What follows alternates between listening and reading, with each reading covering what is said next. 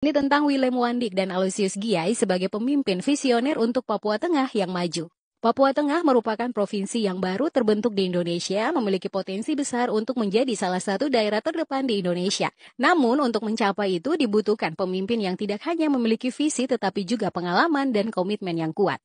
Willem Wandik dan Aloysius Giai sebagai pasangan calon gubernur dan wakil gubernur Papua Tengah adalah sosok yang layak untuk memimpin provinsi ini menuju masa depan yang lebih baik. Willem Wandik bukanlah sosok baru di dunia pemerintahan. Selama 10 tahun ia memimpin Kabupaten Puncak, daerah yang sebelumnya terisolir dan tertinggal.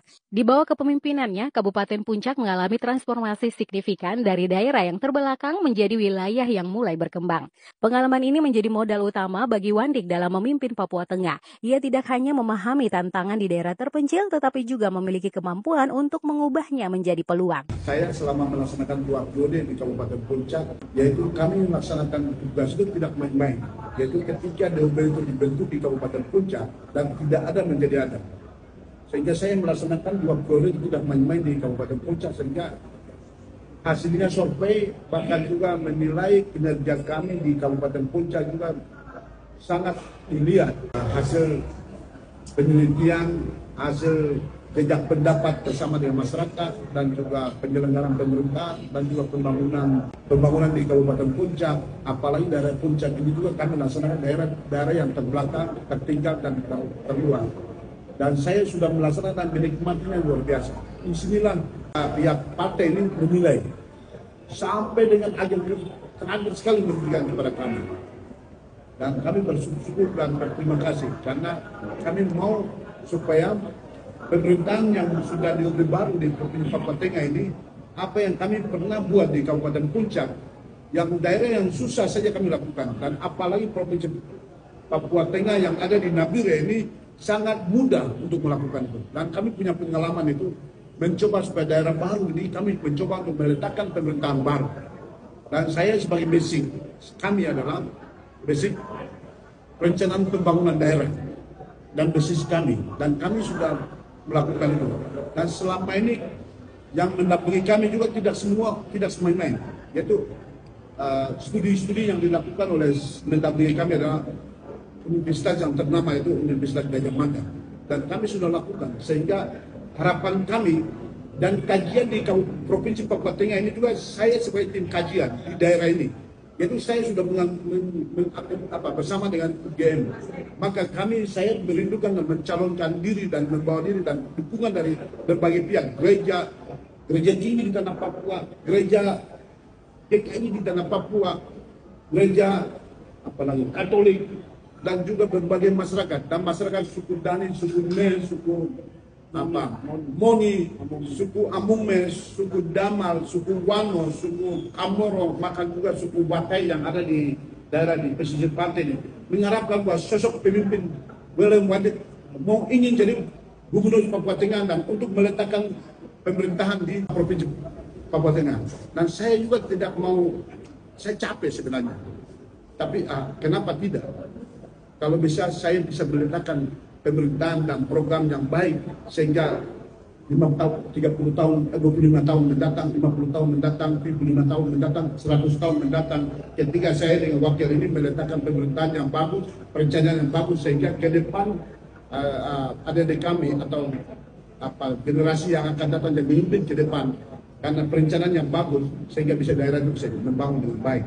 Di sisi lain, Aloysius Giai adalah seorang birokrat berpengalaman di bidang kesehatan. Komitmennya terhadap kesehatan masyarakat Papua telah terbukti selama bertahun-tahun, terutama melalui program Kartu Papua Sehat. Program ini yang dirancang untuk memberikan akses kesehatan yang layak bagi seluruh warga Papua. Menjadi salah satu prioritas utama Giai jika terpilih sebagai pemimpin di Papua Tengah. Dengan revitalisasi program ini, ia bertekad memastikan setiap warga Papua Tengah, terutama di daerah-daerah terpencil, mendapatkan layanan kesehatan yang memadai. Saya pergi sekalian pulang kampung melengkapi beliau. Mungkin ada yang kurang-kurang dari beliau, saya ikut membantu, terutama bidang pendidikan dan kesehatan. Kesehatan sudah tahu semua. Kenapa harus kartu Papua Sehat hilang? Di tengah-tengah masyarakat Papua, kematian dan kesakitan semakin tinggi. Hak keseluruhan di bidang kesehatan yang ada di dalam roh otonomi khusus, afirmasi, perlindungan, keperpihakan, proteksi, dan pemberdayaan, itu kesehatan itu hanya kartu Papua Sehat. Maka saya bersama Lewandi akan mengembalikan itu kartu sehat untuk seluruh masyarakat Papua Tengah. Begitu hari ini dilantik, detik itu juga dilaksanakan.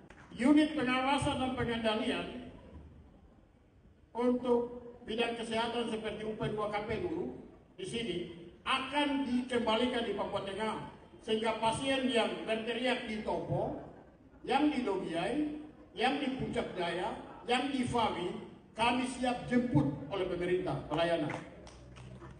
Ya, saya berjanji di sini. Karena bukan saya bicara, saya sudah laksanakan 10 tahun. Tinggal juknisnya kok saya yang bikin. Inisiatornya saya, juknisnya saya, pelaksananya saya, evaluatornya saya. Maka ini bukan kata-kata kami bikin. Saya dengan Bapak Gubernur, kami akan laksanakan. Yang lain janji-janji belum pernah lakukan, kami sudah lakukan.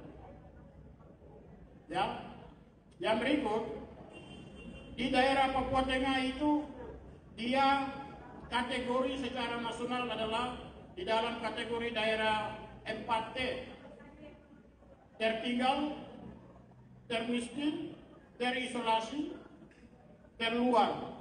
Oleh karena itu, di bidang kesehatan banyak masyarakat kematian tinggi. HIV/AIDS tertinggi di tanah Papua itu di Nabire dan Timika.